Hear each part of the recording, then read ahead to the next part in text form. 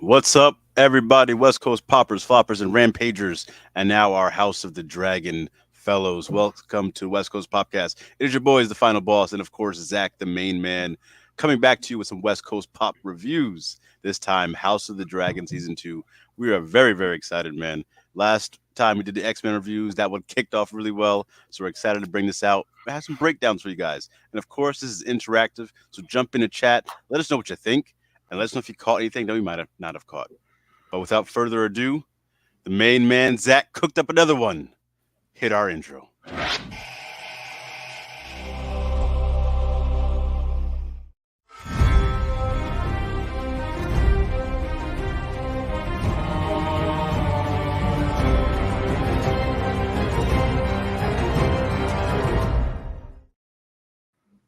Man, doesn't get better than that.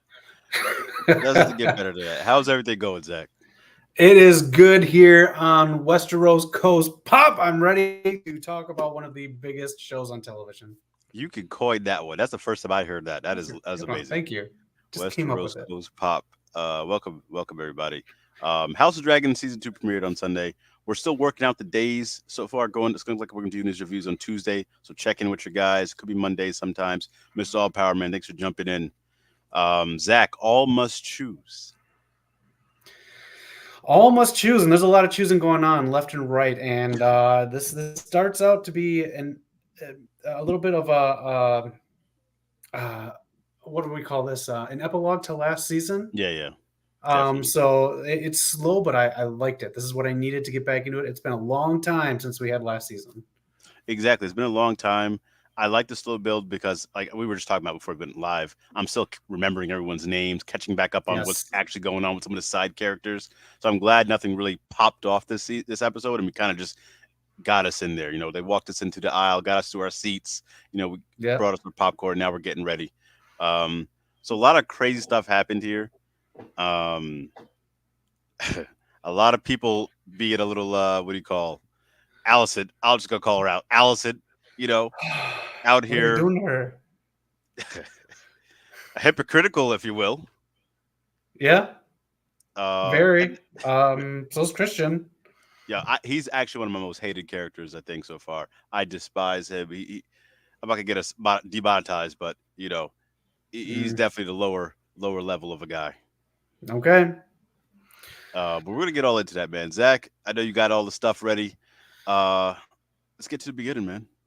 All right, let's start it off here. Let us know your thoughts, and of course, make fun of us for not remembering everyone's names and getting them all wrong. Seriously, comment and let us know. We don't mind being corrected. This is a lot to go through, a lot of lore being touched on, and a lot that we're going to talk about. So get your comments in and feel free to correct us as we go.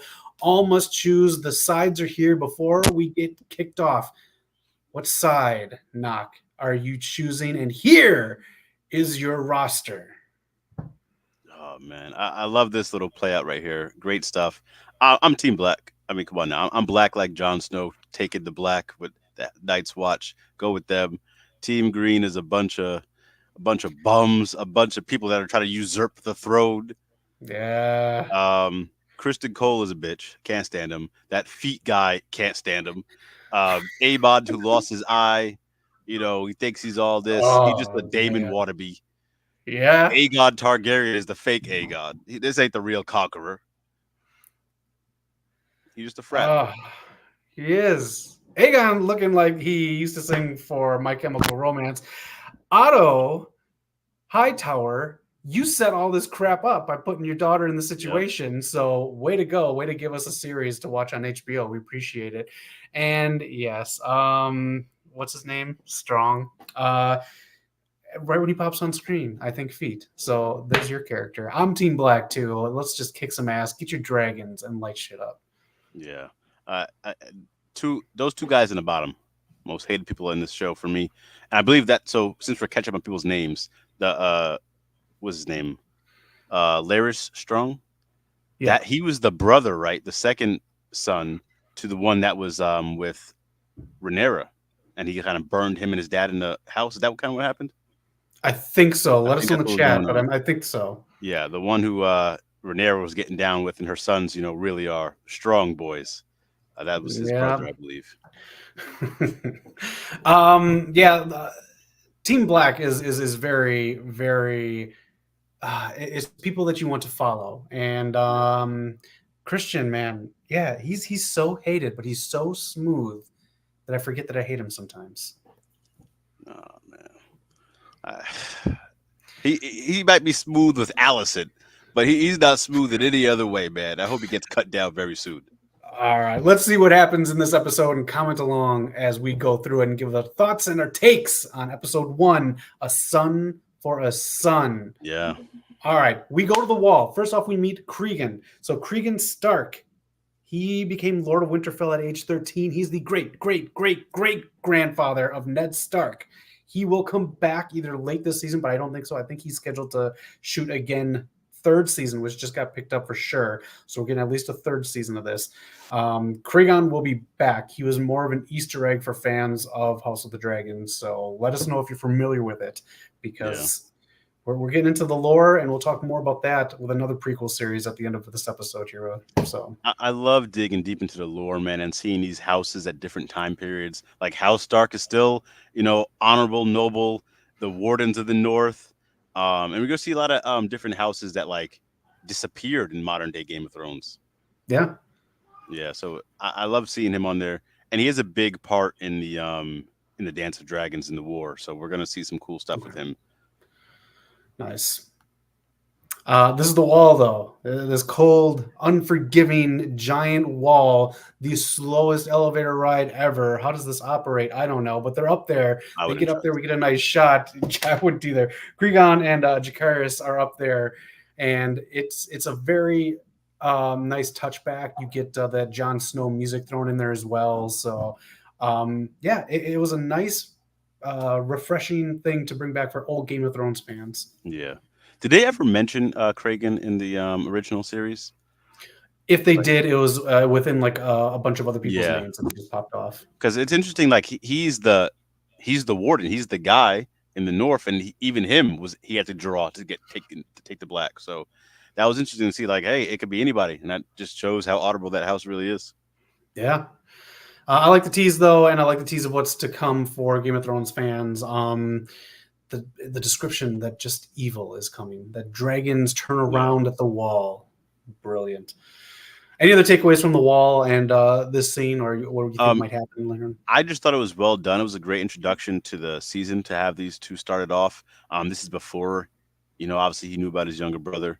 So that was some crazy stuff there. And then how Kragan was describing it, like, everyone in the world thinks like it's just, oh, the wildlings and the winter. But there's some stuff that the house north, the Starks know about that no one else really knows. And it turns out even Rhaenyra's dad, her dad and her lineage knew about it as well. But it's just something that's just a secret. I thought it was really cool. This was a shot that he had mentioned a previous Targaryen had stood up there and looked over as well. And you brought up the dragon. That was insane. What scares a dragon to not want to pass that wall? That's some scary Right. stuff, man. Yeah. There's so much to unpack here. I can't wait to see more Kragan Stark in season 3.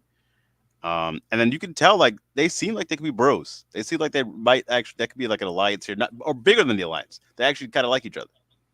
Yeah, I like that aspect, and it could be just the honor of the Starks. If they see respect, they give respect, and then you get that kind of relationship.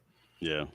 As we're going to see in history, like the Starks and Targaryens tend to, whether it's Jon Snow and freaking Daenerys, or Ned Stark's sister Lyanna and Rhaegar. Oh man, so much nice family history. We get some more family here. Uh, Helena, Helena's afraid, but My Yeah, Chemical Romance says, "Don't be afraid of the dragons."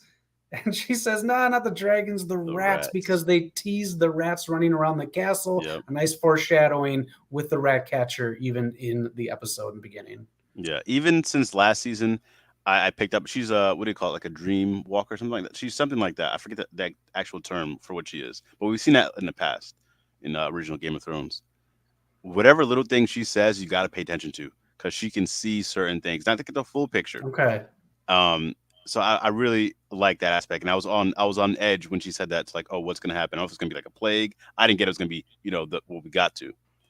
The other thing is, I had completely forgot the Targaryens take their sisters for wives, and I was like, hold on, this is his wife? I thought this was his sister. Oh wait, I had that whole mind blown moment. It was kind of wild. I went through like 3 family trees online. Like these people are sick. Oh no, this is Yeah, actual real. yep. Okay. Keeping the bloodline pure. Yeah. We're gonna keep in mind. I did not know that about her, and if Helena is indeed what you say she is, and what she says is indeed that special, I got to pay a lot more attention. Yeah. We are going to talk about the end with her because it is different from the book, and it kind of. I don't know if I like the change after I read what happened in the book, but we'll talk about it. Let us know in the chat also, because there was something she had predicted in last season that happened in an episode as well. So let me know in the chat if you guys have the details. Mhm. I completely forgot exactly what it was. Yeah. Before we get into some more Oh stuff, my why, what are they doing to Allison? Why are they making her? There are 2 women that are going head to head in battle in here. I know Allison is where she's in the place, and we got King Aegon II. But why are we making Alicent, who is on all the posters with Rhaena, which is it's these 2 head to head from the beginning of the show? Why are they making her so meme worthy this season in episode 1? Yeah. I didn't know that shot on the right. I didn't catch that one. But it's her entire life she's been has to play follow the plan, it'll work out.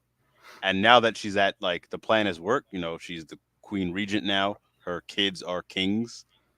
She has no power. She has not had been able to do what she wanted to do her entire life. She had to marry an old ass king, lost her best friend, couldn't even have that Yeah. friendship, and now that's like on such rocky, unredeemable terms. I don't ever see that happening again. I feel like she has no one to confide into. So I think we're gonna see something. Whether is she gonna embrace this dark side with that foot dude who likes to kill people in the shadows and do this type of stuff? Is she gonna go down that route, or is she gonna go back to finding her innocence? Which clearly it's being tested as now she's looking like a hypocrite who's sleeping with the same dude her friend was, and who she played for. Exactly. And Rhaenyra he was a was kid. all right. And that dude Christian was also like, I don't want to be your whore. And what is he Yep. now? He's a damn whore. Exactly. That's why I can't Oh stand man. him, bro. He's the softest dude in all of Westeros. I can't stand him so much, man. He's like, you put my cake back on me. Like, get the fuck Yeah, out of here. just so Oh bitter man. for no reason. Right. Oh, Mr. Paul, we love you. This line too. This is the thing that got me. No, it's not. It's not like. Oh, I put that there because the picture's funny. But the one on the left here, they put in the Game of Thrones humor, and if you watch the after show, the director's like, and we put in a little bit of this with Aegon, the second character, because the humor is important. Why do they give the humor like this kind of line against Allison? Like, Yeah. what do you expect? An apology for her dead son? Mhm. The fuck's wrong with you? Like that? Like I don't know. That's what I'm saying. Don't dumb her down. She's supposed to be very strong and That's true powerful. too. Even though all of the stuff you just said, I can see where that takes her. But like, she is one of 2 on the cover of everything you're advertising for this show. So That's a great point. Don't dumb her down. And we started to see her like get some wits about her at the end of last season as well. So I would like them to continue that. Kind of similar to like I feel like she's like a Sansa Stark type character where she, had to like really learn quickly, but in like that Cersei kind of role, considering she's the queen regent now, it's kind of interesting dynamic to see her character. I'll take that. If she goes into the Cersei role, I'll take that. Yeah. All right, but speaking of people that we need to get to know, what do you think Oh, about Aegon II as king? Do you like the So Black Parade? Are you not down with it? I was actually surprised by his character, and I was happy to be surprised by it because it's not just a repeat of Joffrey. It's not one Right. dimensional. He is a frat boy type guy who's not fit to rule. He just wants to hang out with his guys and Yeah. say a whole bunch of shit, do whatever, mess around, fuck around, whatever. But I was surprised by like his connection with his son. Like it seems so like I don't want to say pure because it's not. It just seems so like a good relationship. Like he really saw something in his son or saw himself, and he wanted to like uh put confidence into that. And then like even when the we're gonna get later in the episode when he was hearing out the people's requests, like he was Yes. actually nicer to the common folk than I thought he would be. He was 100%. He was ready to give the goats back. He was ready. He gave the other guy goods at the end. And then Yeah, Otto was the one who was keeping him in check, saying, don't yeah, do this, don't do this. And of course, if you give to one, everyone in the kingdom's going to want it because if the king says something, everyone hears it. exactly. But he's so young and still again has no idea what to really do. That's what's gonna make him so easy to manipulate, like the foot guy's trying to do. Because yeah, why would you? Like, yeah, he's your grandfather. Why would you listen to the same guy who is the hand for three kings? He's clearly a very manipulative person, and you have no control. But you're the king. Yeah. Very nice stuff here with the kid because it is kind of like I don't want to say like a young dad kind of thing because he doesn't take care of the kid. So I guess it's Yeah, he just definitely doesn't take care of the kid. He's just no. there to have a good time. But he also does show like the asshole bit. Like you're gonna not enjoy the company of my child. You're not Yeah, gonna give him a pony ride. You're not gonna let him fuck with those little round globes. and then to be clear, since you mentioned it, the guy, who's the master of coin, that's a Lannister. I believe I do that. believe so. Yes. Okay. Yes. Because it's weird to see this Lannister get bitched out when I was used to Tywin and guys like that, Cersei. So, Lannisters came a long way. I guess if you fuck with the Lannister guy and you're a kid, you're kind of screwed. Last one Yeah, got pushed out the window. this is definitely the type of dad to give his underage kid a drink, maybe a pack of cigarettes or something. Yeah, the kid already looks a little bit like it. Anything else on Aegon before we move on? It was just good to see everybody in that small council see the different dynamics. Again, Allison's getting no treatment at all, no power. I think her other son was dissing her later in the episode as well. So Yeah. it's just interesting. And then Otto is going to have to realize he can't treat Aegon the same way he treated Allison to just stick to his plan blindly and like just give him commands. He's going to rebel, and that's what Yep. Otto's going to be one of his mistakes. He's played it so well. He got his he flew too close to the sun. He got his family so high to the highest peak of the realm, Yeah. and he still doesn't have the full power. No, and Otto's going to lose it with Allison too because she's Yep. even like, you need to get on my side, Dad. Yep. Oh man. All right, we go Elseworlds here. We get Corlys with Alan of Hull, I think his name is, but this is the guy that saved his life. Yeah. They look at the ship, and then Corlys wants all his boats out there, and it's a nice touch on a character that was more mainstay in the middle of last season, but he gives him a sword or a dagger that was commissioned for Corlys for was it Prince? It says right there, Lucerys, I think his name. Princess Lucerys. Yeah. Yeah. This is the part like I was trying to watch this all at once. When he's mentioned like him losing his heir, I wasn't sure if he meant like his actual son, who he like went away, right? That was the whole arrangement. Yes, he went on the yeah. Mm-hmm. Okay, so he was referring to his so this is an interesting scene then because then that means he accepts his grandson as his actual grandson because then there was that whole divide where he wasn't trying to accept those kids because they aren't his actual grandkids, but he now accepts them. Yeah, these trees in this lineage is all whacked, but yeah, it is nice to see that he accepts him because then this is another person who's going to talk into the ears of other houses to fight against Aegon. Aegon too, who said I forgot which house, if that fat what's his name doesn't bend the knee, Tully, yes, they doesn't bend the knee, then we'll burn their whatever down. Last season, I do believe it was Rhaenyra who said you don't get anywhere. I'm paraphrasing the hell out of this, but you don't get anywhere with people if you burn whatever down. So it was a different play on it. So yeah, and that's another one. Tully's people might remember for Ned Stark's wife. What's her name? Oh man.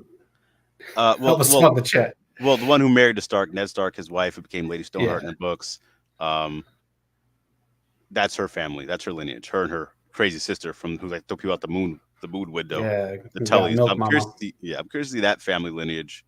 And then this one, I really want to put more focus on the Valerians because they're the other family that came from old Valeria before the doom, the eruption of the 12 volcanoes. and the Targaryens were the only ones to be only dragon riders left. So I want to see more of those type of families in that history, because that'd be really cool to see like other people like that came from there. Yeah, and I think they might just dive more into that, especially if we're, like you said, setting the table this episode. Yeah. This was just a small part, but it seemed more important. It seemed like it should have gotten another scene, but that's how important it seemed. So we'll see. Yeah. So bring more. I want to see more of this guy, man. I know like he was trying to be king, trying to, empower himself, and kept failing. But I want to see more, because at some point we're going to get 2 fights. Original Game of Thrones, we know the people that run Highgarden are the Tyrells. Right now it's the Hightowers. How are the Lannisters going to come into power? Right now the Valerians, him and his family, they run the sea. We know in original Game of Thrones, original timeline, that is the people. What are they? The Greyjoys. So, and they mentioned the Greyjoys in this episode. So we're gonna get some showdowns, man. I want to see it. Yeah. Also, too, you'll see Alan of Hull either more again, just like Kragon later this season, or next season you'll see more. He's more of an Easter egg this episode, so look for him some more. All right, this was Mourning of Two Mothers, because the dragon was also the mother of the dragon that passed. So Rhaenyra here finding her son's remains, very powerful, as she saw from a distance them pulling it to shore, and then the dragon scaring everyone away. This was very, very well done. I'm a very big fan of this actress, and she had like one line in this whole episode, and you wouldn't even know it.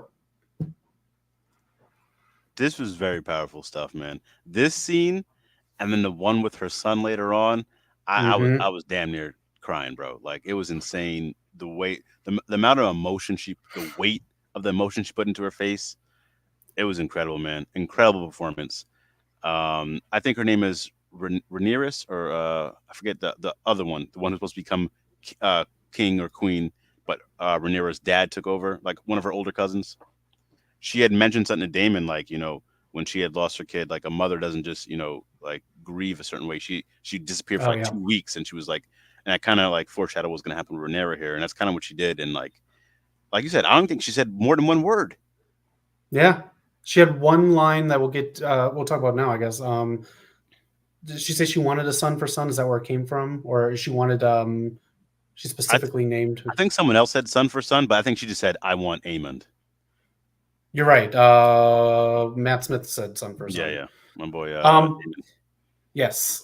This right here, I'm just going to point this out. This show has a pretty big budget. The dragon didn't look good in this scene. Her sliding off the dragon didn't look good in this. Yeah, I did cut that. That was pretty like stood out, like how weird it looked. Yeah, and it's just I just don't like it, just because the fact that this does have a big budget to it. The dragons are used sparingly enough to where I figured they could be worked on enough with CGI, and the show was not impacted by the strike whatsoever because of where it was filmed. So that's why I was a little disappointed by it. But then she comes out here with this great scene and delivers this great work, and took me out of it. So. Yeah. Dude, all right, next for Rhaenyra right now, man. She's doing everything right. Yeah. And this is it. This is the scene you're talking about here. The dynamic of the son and the mother, and him trying to be strong, but you lost a brother. His voice started cracking, man. It was insane. Yeah. Morning Prince Lucerys was I think this was done with the right amount of time. I think I like how it was shot this time of the day too. These type of things just help, so you don't need to drag this out, and you can spend time on other aspects of the characters. Yeah. Again, she might be up for an award if she keeps doing stuff like this throughout the season, because this was incredible. Yeah, I think you're right too, because of even how they show in the upcoming this season. There's more teeter-tottering with her decisions, going good and bad. So we're gonna get range, and like she's showing a lot of restraint. That's the other thing. She could have plunged the world into chaos and to just straight up show up at King's Landing, try to burn it all down. But it's Daemon who's trying to start the war and put us more to war. Right. Oh man. And then the one Easter egg too. If you found any Easter eggs, let us know, our callbacks. We'd love to know. With this, of course, the horse that young prince had, and it was thrown in by his brothers. That's the other thing too. So like, I know that. So this is 10 days after Rhaenyra's dad had passed, I believe. Something like it's a very short time. And then now her brother, or like her son, I mean, who was killed by the guy with Aemon with one eye, and Mhm. he's trying to make it seem like he did it on purpose, but wasn't it an accident? It was because he hollered to his dragon no, and they did it, and then they showed his Yeah, face being like shit. yeah. So it was an accident, but I mean, He's if it was playing or it up wasn't, he'd like, say the same shit. yeah. Oh man, I hate that fucking guy. I hate him so I can't much. stand him, bro. And you know what? There's a hit put on him. That's what happened to his ass tonight. There's a hit. By some of the most rookie assassins I've ever I seen, bro. can't believe it. What are your names? Blood and cheese. All right. Yeah, Damon. Damon puts the hit out on Aemon. Aemon. Aemon, I thought was popular enough to people where people would know what he looks like, but Yeah. apparently not. They don't know if he has a PP or not, even. But this is it. Damon goes undercover, incognito, just like Aemon did last season, and he buys his way into some cheap assassins with a rat catcher named Cheese.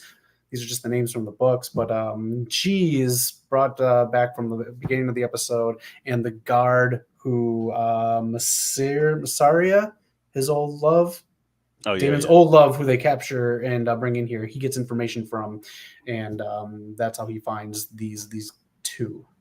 I guess you get what you pay for, because this couldn't have been a worse sloppy hit job. Like, come on. First, you tell the guy you can't get upstairs. You know, you're fumbling around on the bottom. You stumble in some kid's room, but you still can't get the job done proper.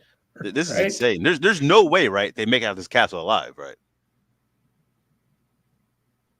I There's no I way. don't know because there's like no guards. When Helena was running through, it was the same path, by the way, too. They just kind of reversed path. There was a guard, Zach. Rhaenyra's. There was a guard. He was There's a little preoccupied. all right, there's Out one on duty. guard.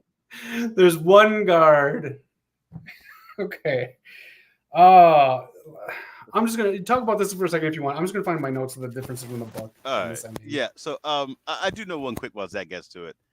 In the book, when Damon goes to do this, they say he doesn't name who to kill. It's kind of like he said, just like kill somebody. So they kind of took it, I guess. Well, we'll go for Aemon, but the second person who we didn't see in the show, who he said what Plan B was, he didn't say that. I guess it might have. Did he actually tell him to go kill the baby instead, or did he say something else? So I wonder how much they messed up. Did they just go really off of the plan and kill his baby, or was he said a son? Find somebody if it's not Aemon. I'm So curious. you're getting a little fuzzy, knock. All right. That's right. Also in the book, it was Mysteria who organized all this, and Damon was so behind the scenes. Maybe that's how it got a little muddled in there. And we'll just get to it, man. This is so messy. I don't want to show too much of this, but you want to talk about this scene here, and then I'll dig into the book and what people are saying Yeah, it's online. like Damon, from what we saw, he told them a sound plan. Okay, you guys can do this. Here's your gold half. Your gold, the second half after you guys do it. Aemon, easy to find. You know what eye? He's the prince. You know who he is. And it's like they were playing telephone because the message got super mistranslated, and they went after a son, a child that we did see in the beginning, which was that was. I'm glad I didn't show that. That would have been too graphic to really show exactly what they were doing. Yes, I'm glad I didn't show that, but that's people's complaint. That's people's complaint that it wasn't shown. in the original Game of Thrones, they probably would have maybe. But I'm fine not. I don't really want to see that. I'm good. You don't need that. The noise was enough. The noise Yeah. was enough. Everything was implied. We're good. Yeah, and actually, that I'm glad it didn't, because when they did show Game of Thrones, I think it was season 5 or season 6, when Stannis burned his daughter. That almost made me want to stop watching. I didn't want to see all that. That was So tough. I'm glad, get your message across. Don't need to see it. Fine. And also in Walking Dead, ratings declined big time after they showed Glenn getting beat, which I was fine with because I get it and the comics and all. But I get it, and people want to tune out for certain things. There's a threshold. Yeah, Exactly. So this scene right here, again, this is Aegon's sister wife. The previous Aegon the Conqueror had two sister wives, but hey, who's counting? Oof. Eh. Yeah. So this guy, again, she can kind of see things, and she was right. She didn't get the full image, but she got the rats. The rat guy was the one who's going to cause trouble, and she tried to point. She had to give up one of her kids, and that's, you could see the pain. She did. She did a really good job acting this too. She tried to point to the daughter, or point to the son, and like trick them, but it didn't work. They got the son, they killed him, and she tried to save her daughter and run into Alicent's room, who was her mother. Ugh. She ran to mother. She's still young. She's still a child. Of course, you're gonna run to your mother. Yeah, And her mother's out there. It, getting hey, knighted. yeah, that's a way to put it. In mid hub, Kristen Cole's supposed to be on guard, and Yeah, that's why I can't say it. That's gonna, as much as I hate Kristen Cole, this is gonna eat him up because you just the prince just died on your watch, and you're out yep, here with the Queen Regent. unreal. Like, this guy has to now cover for himself, Yeah, not only with Allison but now with Helena, and this dude's just messy. He's very messy, and now so again he's the one guard on detail now. Since Cheese knows his way through with the rats and everything like that, they could escape and they could be fine unless she makes specifically known that is the rat catcher. yeah. I think he's done. I think I'm gonna say it right now. Episode 2, we're gonna see them getting hung or burned. I think Like, so. That'll be the gruesome demise that you, yeah, if you want gruesome. they're done. They're not making out the castle. It's Yeah. over. Let me just point out the stuff from the book and let me know if you like this version better or if you wish they wouldn't have changed it. So in the book, Helena and Aegon have a third son who is also in the room, and he's not in existence yet in this show. Also, Alison Hightower is in the room, bound and gagged, and What? she's busy with Christian Cole. In this one, Helena pleads for someone to kill her instead, but is forced to choose between her two sons. I guess they're two sons in the book instead of a son and daughter. While threats of sexual violence are made against her daughter Jaehaera, and Okay. Helena chooses Malor to die either because he's younger and won't understand what's going on, or because Jaehaerys' heir, blood, beheads Jaehaerys instead. So the third child isn't there. Alicent isn't in the room, but I think what they did with Helena is pretty similar. Okay, I think this is a little better. I don't think we need to talk about you know trying to do things with little girls. And then I think this was fine. I think what they did in the show a little better. I think. I think so too. I don't say it's cleaner, but for the sake of a viewing audience where you're not sitting there Yeah. page by page and there is a time limit of an hour or so on here, I think this is fine, and especially like we just talked about, the sound is enough for this. Yeah, I agree, and I think it added a little more with Christian Cole being indisposed and Allison being not in the room. It put more pressure on her. I feel like to have to do this tough decision, be the only one. There was no one to protect her, Yeah, so I think it put a little more pressure on her, and it was good for the viewing audience to really grasp the situation. Insane episode, insane closing. yeah. Leave comments and let us know what version you like better. And Knock, what do you think of the episode as a whole before we get into a couple extras? As a whole, it really flowed. I didn't feel like I was bored. I was trying to suck everything in and really remember everything that happened in previous season because there's so much to unpack. I know we didn't cover everything. We didn't cover the frat boys. What was the king doing? Sitting on his throne with his boys, just goofing off. And that was the They were other thing. 100% acting like frat boys too. The Yeah. conversation, everything. I don't know. So it's two of his guys. One of them, I don't know his family. I didn't hear the name.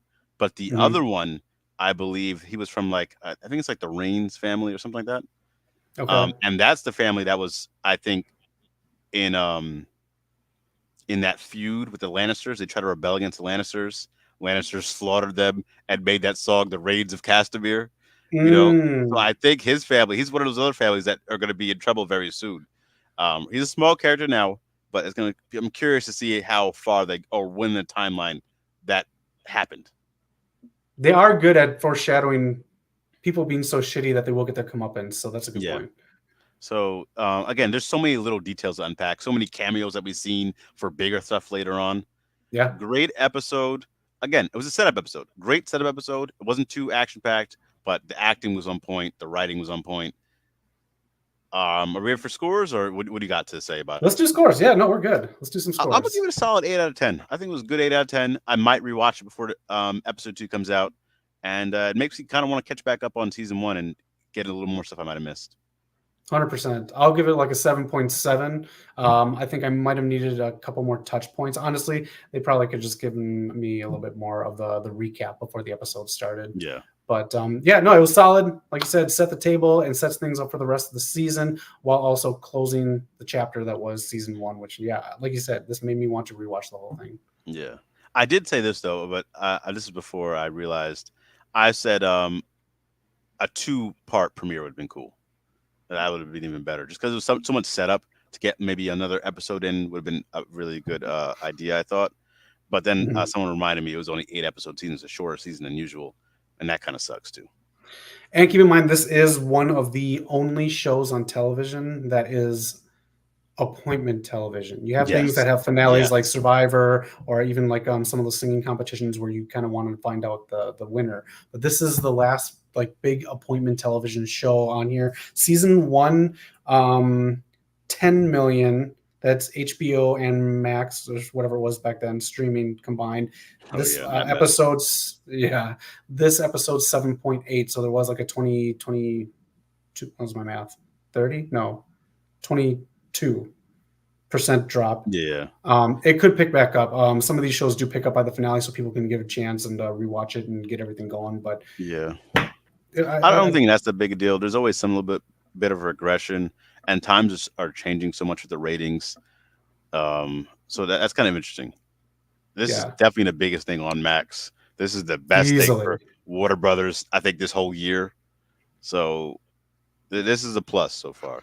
And it's going to go strong. I already got renewed for season 3, so it's going to keep going strong, I think. Just keep the content. Let's get into an award. We didn't talk about this, but everyone's complaining online. Knock. The House of the Dragon House of Haters award goes to Cheese for kicking a dog. Oh, yeah. I'm glad you brought this up. This is why he's going to have a hard death in episode 2. Kicking dogs for no reason out of frustration. Come on, dog. You don't do that, bro. Fuck this guy. That came out of nowhere. I'm almost positive they CGI'd it because they did have the animal thing, they always have at the end of the credits.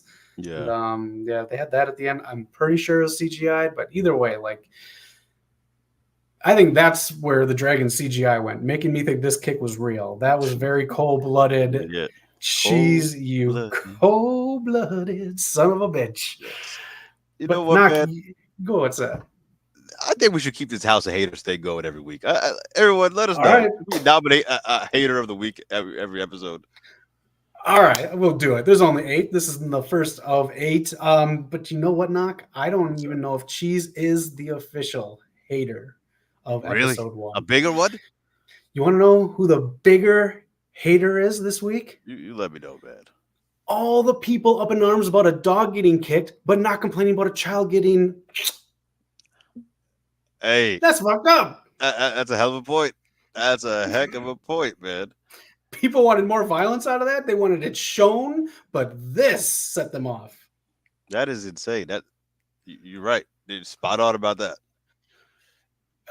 Either way, this is a very holy shit scene. So there you go, Cheese. You hating motherfucker.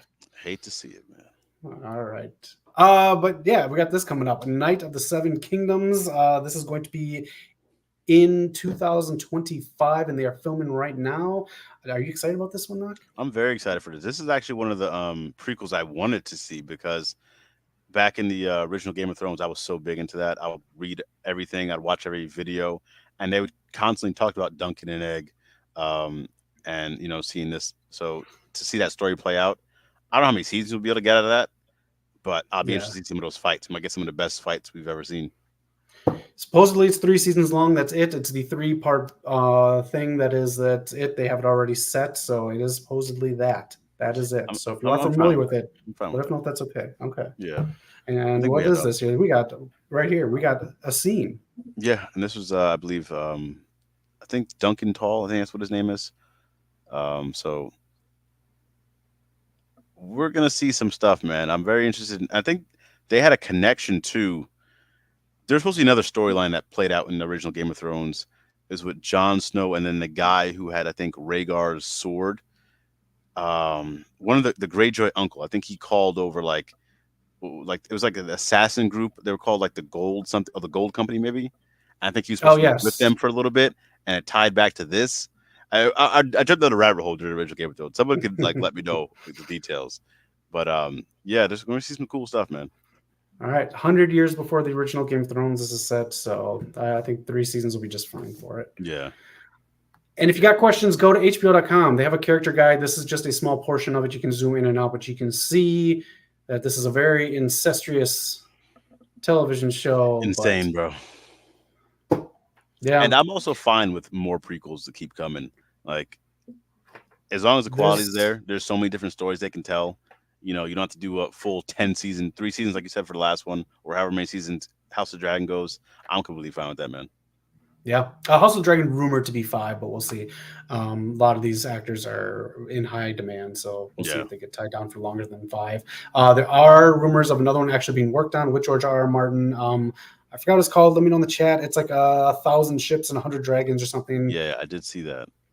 But even the people working on it are like, we're writing it. We just don't know where the budget's going to come from for all this. So we'll see. We'll see what they do. All right, Knock. That's it. That is the episode 1. Yeah, good stuff, man. We're gonna be here every week. We're looking at Tuesdays, could be Mondays, so just keep an eye out for us. We'll probably put a post out, let you guys know. Anyone who's jumped in, leave your comments, support. Really appreciate it. We did the Last of Us review, did the X-Men reviews. Not gonna talk about Secret Wars, but hopefully House of Dragon is like X-Men. If it's gonna be a fun 8 weeks of these reviews, man. I'm very excited. Yeah. Again, if you have any other theories or any Easter eggs or any throwbacks that you saw in this episode or anything else, let us know, because it's a lot. It's a whole lot. It's a huge lore, so we'd love to hear your comments. Yeah, let us know, man. I'm going to update the background to have the Game of Thrones House of Dragon feel for next week, so tune in for that as well. Drop the comments, hit the like button. West Coast Pop, Westeros Pop, Westeros Coast Pop. Westeros Coast Pop, coined right here.